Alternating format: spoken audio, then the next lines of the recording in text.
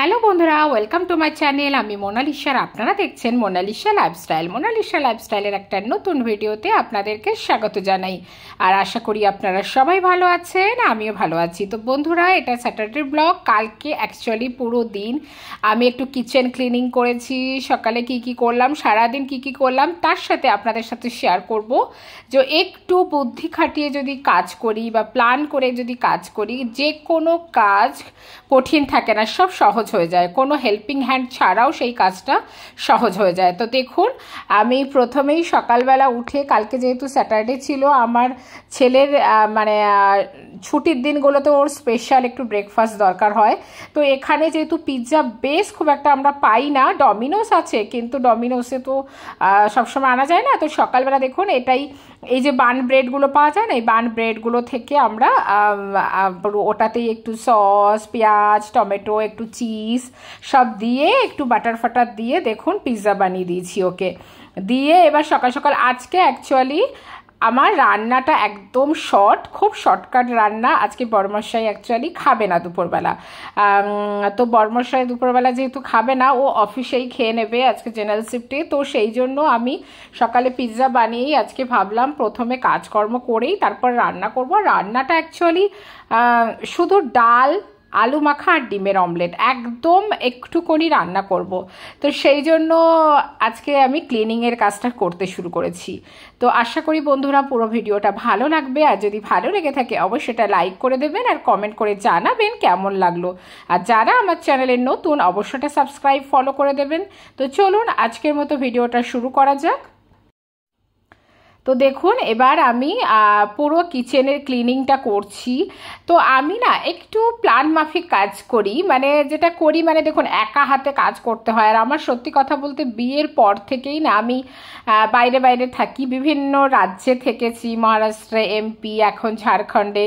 তো বিভিন্ন রাজ্যে যখন থাকি তখন একেবারেই কেউ থাকে না, না শাশুড়ি হেল্প করতে পারে, না মা আসতে পারে, কেউ না। তবে হ্যাঁ, হেল্পিং হ্যান্ড থাকতো। এখন এই 6-7 মাস, 1 বছর আমার কাছে নেই হেল্পিং হ্যান্ড, কোনো কাজের দিদি নেই। তবে হ্যাঁ, এতদিন থাকতো, তখন ছেলে ছোট ছিল আর আমি যেহেতু পার্লার চালাতাম, অনেকেই জানেন। তো সেই জন্য, তো যাই হোক, সেটা কথা নয়। তো অনেকে যাদের হেল্পিং হ্যান্ড নেই বা থাকলেও তারা ভাবেন যে কাজ করাটা বিশাল একটা খুব কষ্টের জিনিস, বিশাল কিছু একটা ঝামেলার জিনিস। তো তাদের উদ্দেশ্যে একটাই কথা বলবো, যদি একটু প্ল্যান মাফিক কাজ করা যায় তাহলে আমার মনে হয় কোনো কিছুই কষ্ট নয়। অ্যাকচুয়ালি দেখুন, আজকে ওই যে বললাম আমি একটু, যেহেতু আজকে হালকা রান্না করব, তো রোজ কিন্তু সবার খুব হেভি রান্না হয় না। যেদিন একটু হালকা ফুলকা রান্না হয় সেদিন যদি আমরা একটু ডিপ ক্লিনিং, একটু ভারী কাজগুলো করি, একদিনে সব কাজ না করে যেদিন বেশি এই ধরনের ক্লিনিংয়ের কাজ করব সেদিন কিন্তু আমরা হয়তো রান্নাটা কম করলাম বা অন্য দিকের কাজগুলো একটু কম করব। আর যেদিন যদি রান্না বান্না বেশি থাকে সেদিন কিন্তু আমরা এই ক্লিনিংয়ের কাজটা করব না, তাই না? প্রত্যেকের কিন্তু কাজের ধরন আলাদা, ফুল এনার্জির সাথে কাজ করার ধরনটাও আলাদা। তো সেই জন্য এই ভিডিওটা আপনাদের জন্য, যে রাত্রেবেলা প্ল্যান করে রাখবেন যে কি করব আর কি করব না। রাত্রেবেলা যদি আমরা একটু প্ল্যান করে রাখি, যেমন শোয়ার সময় আমরা যদি একটু মনে মনে ভেবে নিই, বিশেষ করে রাত্রেবেলা পুরো কিচেন, তারপরে গ্যাস, ওভেন সব যদি পরিষ্কার করে, সিঙ্ক, বেসিন সব যদি বাসনপত্র ধুয়ে রাখি, দেখবেন সকালে কাজের এনার্জি কিন্তু ফুল থাকে। এবার রাত্রেবেলা ভেবে নিতে হবে আমাকে সকালবেলা কি রান্না করব, ছেলের স্কুলে বা মেয়ের স্কুলে কি টিফিন দেব, সেগুলো যদি আমরা ভেবে চিনতে সব কাজ করি তাহলে দেখবেন সকালবেলা উঠে কিন্তু আমরা ফটাফট কাজ করতে পারি।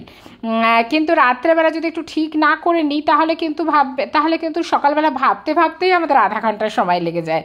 তো তারপরে ভাবি এটা করব কি ওটা করব, ওটা করব না কি এটা করব না। কিন্তু রাত্রে যদি একটু প্ল্যান করে নিই যে সকালবেলা এই তরকারিটাই রান্না করব, এটাই বাচ্চাকে টিফিনে দেব, তারপরে এই এক্সট্রা কাজটা আজকে করব, তাহলে দেখবেন কিন্তু কাজের কোনো ঝামেলা নেই। তাহলে কিন্তু ফটাফট উঠে নিজের মতো করে নিজে কাজ শুরু করা যায়। আর অ্যাকচুয়ালি সবার কাজের ধরন তো আলাদা, কেউ হয়তো একটু স্পিডে কাজ করে, কেউ হয়তো একটু ধীরে কাজ করে। তো সবারই মনে হয় যে আমি, যে ধীরে কাজ করে সে দেখবেন ভাববে আমি সারাদিনই কাজ করছি। আমি অনেকের কাছে শুনেছি বলে আরে সারা দিন কাজ করে শেষ করতে পারি না, সারা দিন কাজ করে শেষ করতে পারি না। আমার তো মনে হয় একটু বেশি বেশি বলে, কেননা সত্যি কথা বলতে দেখুন আমি আমি একটু খুব স্পিডেই কাজ করি, মানে আর আমার না ওই অনেকের খুব ম্যানিয়া আছে না, রোজ সব কিছু পরিষ্কার করতে হবে, মানে আমার ড্রেসিং টেবিলের সামনেও রোজ মুছতে হবে, আমার আলমারি রোজ মুছতে হবে, খাটের রোজ মুছতে হবে, রোজ আমার কিচেনের টাইলস পরিষ্কার করতে হবে। এই ম্যানিয়াটা আমার একদম নেই, মানে অনেকের থাকে এটা, অ্যাকচুয়ালি হয়তো এটা ভালো জিনিস, আমি বলবো যে না ঠিক আছে, কিন্তু আমার মনে হয় শরীর দেখে মন দেখে কাজ করা ভালো। মানে রোজ তো আমাদের শরীর ঠিক থাকে না, দেখুন আজকে যেমন আমি কিচেনটা নিয়ে পড়েছি, তো আমি কিচেনটাই পুরো ক্লিন করব, মানে রোজ সব কাজ আমি করতে যাই না। যেদিন আমি হয়তো আলমারি ড্রেসিং টেবিলটা পরিষ্কার করব, হয়তো রান্না করে তাড়াতাড়ি ফ্রি হয়ে গেলাম, আর আমি ম্যাক্সিমাম কি করি সকালে ক্লিনিংয়ের কাজকর্ম করে চান করে রান্না বসাই। তো দেখুন আজকে যেমন আমি বেসিন এই আপনার মিক্সিটাও পরিষ্কার করে নিলাম, ওই দিকে টাইলসগুলো পরিষ্কার করে নিলাম, মানে এক একটা সাইড ধরে এক একটা আমি পরিষ্কার করে নিচ্ছি। আর এটা তেল চিট হয়ে রয়েছে আমার প্রায় 1 সপ্তাহ 10 দিন আমি করিনি, এমনি নর্মালি কাপড় দিয়ে মুছে নিই, কিন্তু রোজ তো পরিষ্কার করা সম্ভব হয় না বলুন। আর আপনারা সেই প্ল্যান মাফিক হয়তো কাজ করতে করতে একটু যদি গান শোনেন না, আমার মনে হয় ফুল কাজের এনার্জি পেয়ে যাবেন। একটু গান শুনতে থাকবেন বা কিছু, তারপরে একটু কিছুক্ষণ 10 মিনিট একটু রেস্ট নিয়ে একটু কিছু খেয়ে নিন, সেটাও আমার মনে হবে যে আপনাদের রেস্ট পাবেন। আর হয়তো এটা মনে হবে না যে আমি কনস্ট্যান্ট কাজ করছি।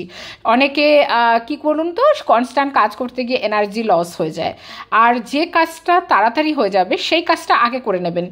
আর সব কাজ একসঙ্গে হাত দেবেন না, কি হয় বলুন তো, একদিনে যদি সব কাজ আমরা করতে চাই কোনো কাজই আলটিমেট হয় না। আর সারাদিনে কাজ করতে করতে এত ক্লান্তি হয়ে যায় যে মনে হয় সারাদিন কি করলাম, মানে সমস্ত এনার্জিটাই লস হয়ে যায়, আর শরীরে কোনো কিছু আর বাঁচা থাকে না।